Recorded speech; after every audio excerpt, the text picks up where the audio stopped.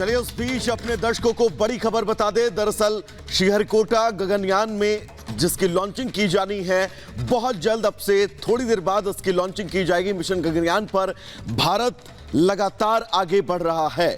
तस्वीरें भी सीधा श्रीहरिकोटा से हम आपको दिखा रहे हैं। हालांकि मौसम की खराबी के चलते इस मिशन को फिलहाल रोका गया था, लेकिन अब एक बार फिर से काउंटडाउन की शुरुआत हो चुकी है। बिल्कुल, और ये बेहद अहम ये गगनयान 10, 9, 8, 7, 6, 5, 4, 3, 2, 1, 0। TVD1 का सफलतापूर्ण प्रज्वलन Plus 5 seconds. प्रथम प्रमोचन मंच से। Here we have a textbook liftoff of TVD1, a major milestone towards ISRO's Gaganyaan mission. Due to tracking, Plus 15 seconds. test vehicle performance normal. We have a Plus confirmation 20 from Range seconds. Operations Director that the test vehicle is performing nominally. Plus 25 seconds. वैज्ञानिकों ने चैन की सांस ली। प्रज्वलन Plus के 30 साथ seconds. खुशी की लहर यहाँ।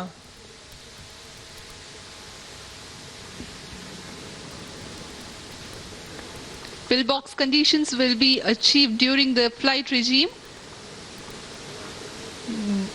जी हाँ, आरोहण क्रम By which जारी time? है। Performance normal.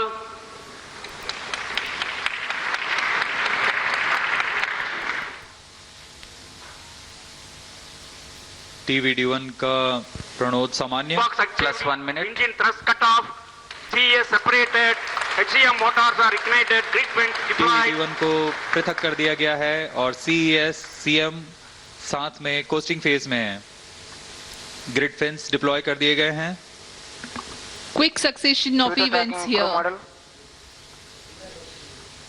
All the events have been taking place as per the prediction. The grid fins have been deployed, the test vehicle has been jettisoned.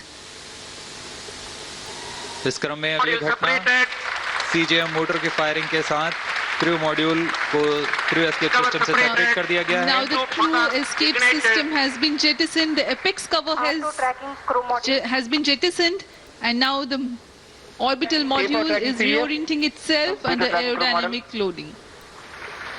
जी हाँ, इसके साथ ही डिसेंट फेज शुरू हो चुका है क्रू मॉड्यूल का। Drogue chute Plus 2 minutes. are decelerating the crew module.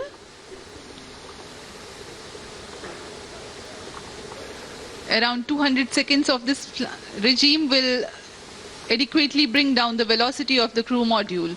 Thereafter, the pilot chutes will deploy the main parachutes. Drogue shoot deploy किए जा चुके हैं।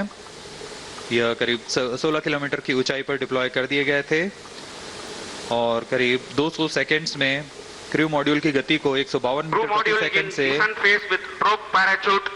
62.8 मीटर प्रति सेकंड तक लाएंगे। On your TV screens, the visuals, the real-time visuals of the drogue parachutes in a deployed condition being captured from the crew module.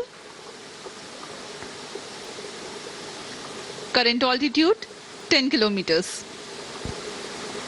Plus 3 minutes.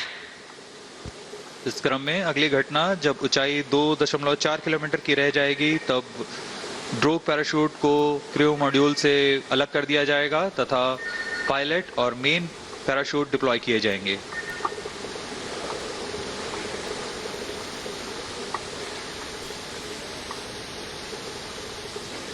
तो देखिए गगनयान की टेस्ट लॉन्चिंग कि अभी तक तमाम चीजें सब कुछ सुचारू रूप से चल रही है, लेकिन बेहद अहम है। हमारे साथ मेहमान भी हमारे साथ जुड़े हैं। यूके देवनाथ जी हमारे साथ और साथ ही प्रफुल्ल बख्शी साहब भी हैं। देवनाथ जी, सबसे पहले आपसे जानना चाहूंगा कि 4 बताया जा रहा है टेस्ट कराए जाएंगे और ये पहला टेस्ट है। अगर ये सफल होता है तो भारत खुद को कहां पाएगा इसके बाद? देखिए, भारत के लिए, इसरो के लिए ये बहुत बड़ी कामयाबी है। मिशन गगनयान में हम ये 2025 तक हमारे जो एस्ट्रोनॉट हैं उनको स्पेस में लो अर्थ ऑर्बिट यानी 400 किलोमीटर की ऊंचाई पर भेजेंगे। वहां पर 3 दिन तक वो साइंटिफिक सर्वे का रिसर्च करने के बाद वापस धरती पर लौट आएंगे।